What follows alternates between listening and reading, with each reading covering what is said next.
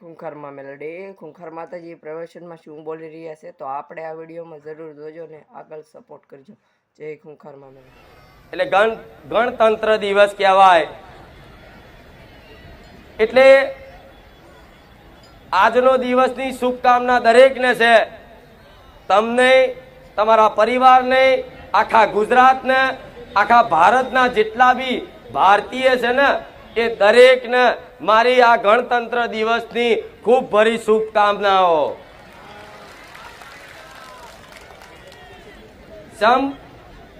એનું કારણ એક જ છે, દેશ સુરક્ષિત છે ને તારે ધર્મ સુરક્ષિત છે.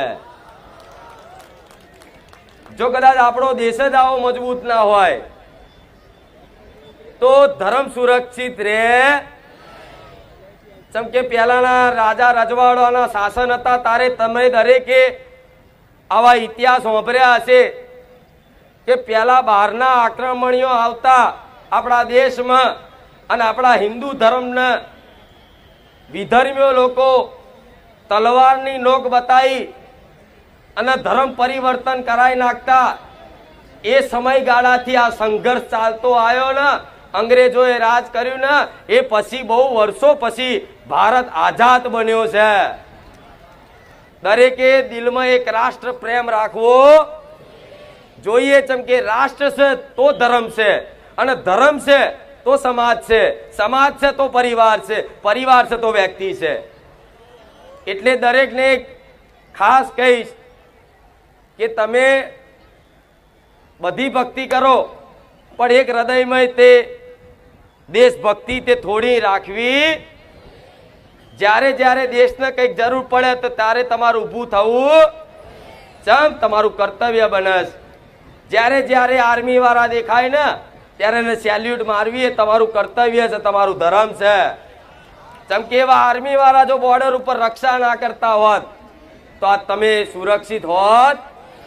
અહીં આતંકવાદી અહીંયા બોમ્બ ફોડે કે નહીં, પણ ત્યાંથી ઠાર કરી દેશે આપણા ઇન્ડિયન આર્મી, ભારતીય આર્મી વાળા. એટલે વંદનીય છે, એમને પ્રણામ કરવા જોઈએ, સેલ્યુટ કરવા જોઈએ. આ તમારું ધર્મ પહેલું તો શીખવાડું, બરોબર. અને અમે તે ભારત દેશ એટલે સોને કી ચીડિયા કહેવાય.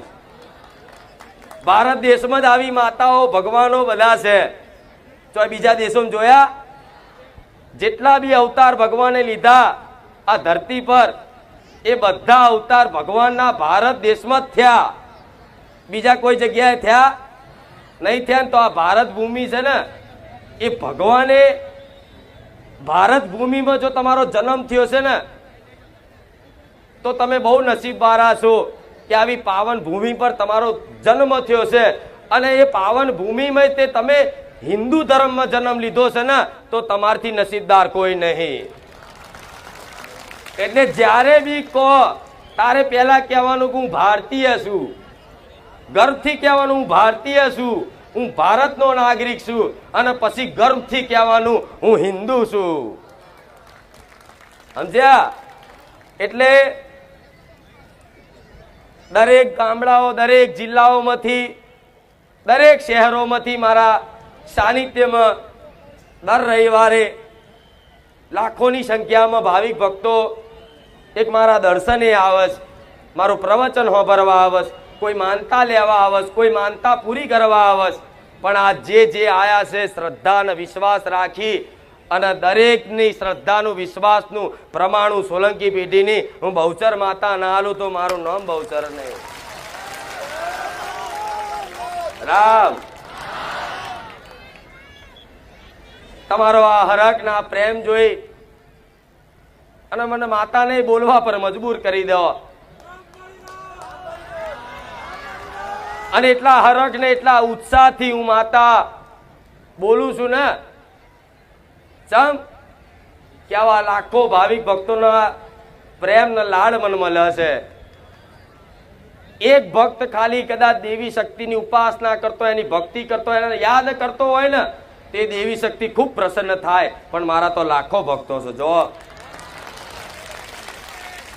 એટલે હવે આનાથી વિશેષ પ્રસન્નતા મારે જોતી, પણ તમે મારા સાનિધ્યમાં આવ્યા છો અને તમે જે ભાવ ભક્તિ અને પ્રેમ રાખ્યો છે મારા પ્રત્યે, વિશ્વાસ રાખ્યો છે, એ વિશ્વાસનું પ્રમાણ મારા સાનિધ્યમાં જે સાચા દિલથી અને હૃદયથી આયા છે ને, એના મારા સાનિધ્યમાં પ્રમાણ મળ્યું ને.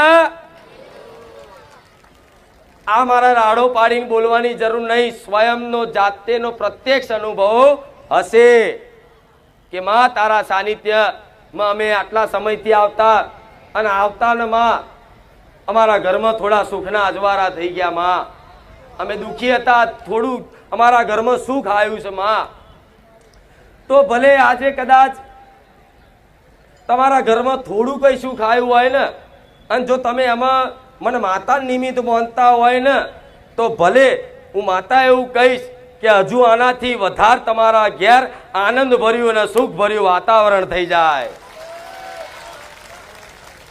હું તો માવતર તરીકે કદાચ સારું જ બોલું, મારું ધર્મ છે કે દરેકનું ભલું થાય. તમારું, તમારા પરિવારનું, તમારા કુટુંબનું, તમારા સોસાયટી ફરિયાનું, આખા ગુજરાતનું, આખા વિશ્વનું. હું તો કહીશ કે ભગવાનને એવું કહીશ કે આખા વિશ્વનું કલ્યાણ કરજો, જેથી કોઈને દુઃખ ના પડે, કોઈને તકલીફ ના પડે. જેમ કે આજ કદાચ આવા કાળા કળિયુગમાં, આવા સમયગાળામાં માણસો એટલી હદે દુઃખી થાય છે કે એની સીમા નહીં. એટલે તમારે દર બધી જગ્યાએ ભટકવું પડે છે. બધા પ્રયાસો કરી અને છતાંય નિરાશ થયા ને, તારે માતા ભગવાન વાપર્યા છે. ભલે પણ કદાચ નિરાશ થયેલા મારા સાનિધ્યમાં આવતા હોય ને, તો ચિંતા ના કરતા. નિરાશ થઈને ભલે આયા, પણ રાજી કરીને ના મોકલું, મારું નામ બહુચર નહીં. પણ થોડી ધીરજ અને મારા પ્રત્યેનો વિશ્વાસ જે બંધાયો છે ને, એ ટકાઈ રાખજો, જેથી આ 6 મહિનામાં તમારું જેટલું જીવન મેં પરિવર્તન કર્યું છે, તમારો દરેકનો અનુભવ હશે. એવું 6 વર્ષમાં કેટલું થશે એની કોઈ સીમા નહીં, એની કોઈ કલ્પના નહીં તમને. જે મારા માર્ગદર્શન હેઠળ એના જીવનમાં કદાચ આગળ વધશે ને, એના આગળ જતા નિરાશ નહીં થવા દઉં. આવું રામ મારી મેલડી બોલું, મારા મેલડી ના રામ. આગળ જતા એને નિરાશ નહીં થવા દઉં. મારો તો હેતુ એક જ છે કે જે દુખિયારા આવ્યા છે બધાના દુઃખ દૂર થઈ જાય, બધાય સુખી થઈ જાય, આશા રાખું છું. અને આશા સાથે મારા ભગવાનને પ્રાર્થના કરું છું કે હે નાથ, હે ભગવાન, હે રામ, મારા પારે જે આશા લઈને આવે છે ને, એ મારા દુખિયારાઓને નિરાશ થઈને ના જવા દેતા. મને થોડું સત વધારે આલજો, જેથી મારા આવા દુખિયારાના દુઃખ હું ભાગી શકું. એટલે રોજે રોજ એક નવી આશા સાથે બારેજા ધામ આવો. કોઈ પહેલી વાર આવતું હશે, કોઈ 5 રવિવારથી, કોઈ 11 રવિવારથી, કોઈ 3 મહિનાથી, કોઈ 6 મહિનાથી, કોઈ વર્ષથી, કોઈ 2 વર્ષ, કોઈ 3 વર્ષ, કોઈ 5 વર્ષથી. પણ જેણે રવિવાર આવી અને મારું પ્રવચન સાંભળી, અને જેણે કદાચ જીવનમાં કંઈક નવી શરૂઆત મારા જ્ઞાન મુજબ કરી છે ને, એને ખાલી એક વખત બેહી અને અનુભવ પૂછજો કે બારેજા ધામની રોમવારી મેલડી, ખુખાર મેલડીનું સાનિધ્ય કેવું છે.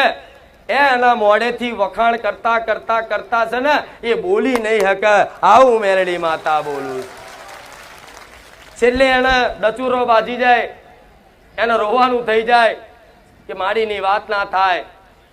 પણ મારા દરેકને આવા વાલ કરી અને આવા મારા અનુભવ કરાવાસ. પણ વિશ્વાસથી આવો છો ને, તો આ વિશ્વાસ મારા પારે આવતા જતા રહેશો ને, તો આ તમારો વિશ્વાસ નહીં તૂટવા દઉં. આવું મેલડી માતા બોલું. પણ આજે કઈક વિડીયોમાં કુળદેવીના દીવા જાગૃત બની ગયા. આજ કઈક પેઢીમાં મારા રોમના દીવા થતા થઈ ગયા. આજ કઈક પરિવારમાં રોજ આરતીઓ થતી થઈ જઈ. આજ કઈક પરિવારમાં 2 મહિને 6 મહિને માતાના મઢ સાફ કરતા થઈ ગયા. આ બધો જીવનમાં બદલાવ આવ્યો ને તમારી માં કુળદેવી પ્રત્યે તમને એક ભક્તિ ભાવ વધ્યો ને, પ્રેમ વધ્યો ને, તો સમજી લો અમારા આશીર્વાદ જ ફળ્યા છે. તારે તમને બદલાવ દેખાય. અને મારું લક્ષ્ય એક જ છે કે હું નહીં પણ તમારી માં તમારું ભલું કરશે. હું નહીં, તમારી કુળની માતા તમારું ભલું કરશે. હું નહીં, તમારા કુળની દેવી દેવતાઓ જે તે તમારા બાપ દાદાએ પૂજીને જ્યાં છે, દીવા હાલીને જ્યાં છે ને, એ દીવા તમારું ભલું કરશે. હું તો થોડી એમાં થોડુંક જ્ઞાન આલી અને થોડા 2 4 5 7 કામ તમારા કરી અને તમારી અંદર એક ઉત્સાહ અને ઉમંગ વધારી અને ભક્તિ પ્રદાન કરી અને તમારી માતાઓનો અને તમારો ભેટો કરી આલવા માટે બેઠી છું. મારે તમને કાયમ બોલાવા, મારા ખોટા તમારા મારા ધામમાં ભાડા બગાડવા, મારા ખોટા ખર્ચા કરાવવા, આ હેતુ છે ને. એટલે મારો ભગવાન દાડે દાડે દાડે દાડે દાડે દાડે જો મારું સત મારી નોમના દેશ દુનિયામાં થઈ જઈશ, પણ હું નોમના બાજુ નહીં જોતી, મારા પદ હોમું નહીં જોતી.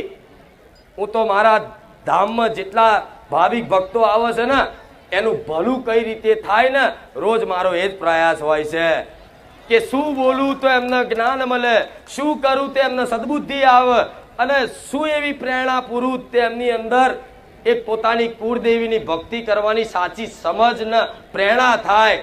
આ મારા મેલડીના આશીર્વાદ છે. માતા છે ને તમારા ઘેર, મારા જેવી જ છે ને? શંકા ખરી નહીં ને? સજ છે ને? એટલે તમારે એવું માનવું નહીં કે મારા ઘેર માતા નથી. ના, તમે નતા ને તારે તમારી માતા હતી, તમારા બાપ દાદા નતા ને તારે તમારી માતા હતી. તમારી પેઢીનું ઉત્પત્તિ નથી થઈ ને એ પેલા અનંત જન્મોથી અનંત કાળથી તમારી કુળદેવી પહેલેથી હતી અને રહેવાની. તો કહે છે કે માતાજી અમારા ઘેર સાક્ષાત કુળદેવી હોય, અમે દીવો કરીએ છીએ અને ફોટામાં એના મઢમાં બેહાડી પૂજીએ છીએ, તો માં અમને અનુભવ કેમ નહીં થતો? તો અનુભવ કરવા માટે છે ને એની ભક્તિ કરવી પડે, એનો પ્રેમ કરવો પડે, એને હેત રાખવો પડે. તારે તમારી માં છે ને છોને છુપે એવા અનુભવ કરાવે ને અને એવા વાલ કરે ને, તમને એવું વાલું લાગે ને કે દુનિયાના તમે પ્રેમ મોહ ભૂલી જાઓ, બસ એક તમારી માં જ દેખાય. એનું નામ સાચી ભક્તિ કહેવાય કે જેના વગર ચાલે નહીં. પણ એ જ તમારી કુળદેવી છે ઘેર. એ જ કુળદેવી માતાને કહીશ કે તારા દીકરાઓ તારી દીકરીઓ મારા સાનિધ્યમાં આવે છે આશા લઈ, તો થોડી કૃપા જલ્દી કરી દેજે જેથી હિંમત ના હારી જાય. તમારી માતાઓને એવું કહીશ કે થોડું મારું મૌન રાખી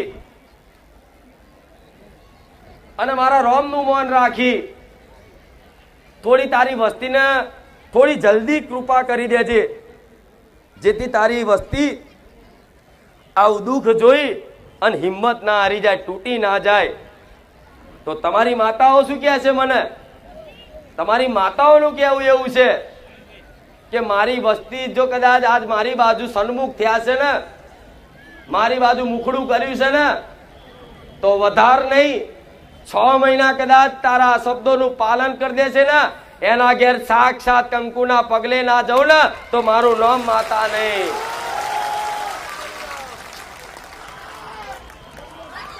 રામ સાક્ષાત કંકુના પગલે જાઉં, સાક્ષાત સપનામાં કદાચ ચામુંડનું રૂપ લઈને જાઉં, હરસિદ્ધિનું રૂપ લઈને જાઉં, શક્તિનું રૂપ લઈને જાઉં, જેની જેવી કુળદેવી છે એનો વાલ ચાલુ કરી દેશે ને તો છે ને કુખાર મેલડીનો પ્રેમ ભૂલી જશો. એનું કારણ છે કે તમારા માટે તો એક પારકું દેવ જ કહેવાય. સોલંકી પેઢીની માતા છું. તમે મને કે તમે કે તમારી વસ્તી મને કાયમ માટે પૂજવાની નથી, એટલે તો તમને મારા જેવી માતા આલું છું કે દીકરાઓ તમારી માતા ઘેર જ છે, બસ થોડી છે ને જોવાની દ્રષ્ટિ